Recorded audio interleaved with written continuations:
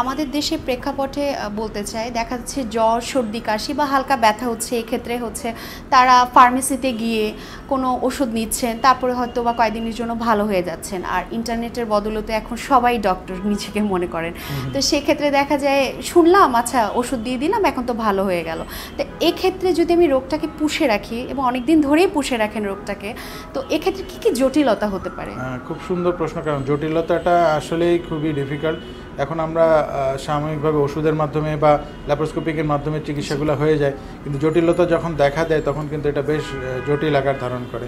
কারণ এই গুগল মামার চিকিৎসার যদি নিয়ে ভরসায় থাকে তাহলে কিন্তু অনেক জটিলতা পোহাতে হয়। হ্যাঁ, Google is a very good source of information, যেখানে আমরা অনেক কিছু জানতে পারি, কিন্তু এই জানাটা কি আপনার পেশেন্টের সাথে সামঞ্জস্যপূর্ণ বা আপনার রোগ পেশেন্ট কি সেম সমস্যা, সেটা একটু আপনার নিকটস্থ ডাক্তারের সাথে কনসাল্ট করে আপনি সেটা সমন্বয় করে নেবেন যে আসলে এই দুটো ইনফরমেশন ঠিক, এবং এই আপনার যে ইনফরমেশনটা আপনি গুগলে পেয়েছেন বা ইন্টারনেটে পেয়েছেন সেটা আপনার রোগীর সাথে সম্পর্কিত, এবং আপনার নিকটস্থ ডাক্তারের সাথে যোগাযোগ করে প্রপার রোগ নির্ণয় করে চিকিৎসা নেওয়া উচিত। কারণ রোগ নির্ণয়ে ভুল হলেই কিন্তু আসলে চিকিৎসা ভুল হয়ে যায়।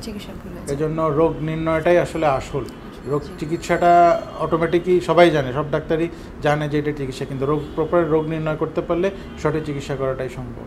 আর রোগ পোষাটা আসলে ভয়ঙ্কর, কারণ কমপ্লিকেশন যখন হয় সেটা গলব্লাডারে এম্পাইমা থেকে শুরু করে severe cholecystitis, gangrenous cholecystitis, obstructive jaundice, even pancreatitis পর্যন্ত হতে পারে, এবং কারো কারো ক্ষেত্রে খাদ্যনালীর সাথে ফিস্টুলাও হয়ে যায়।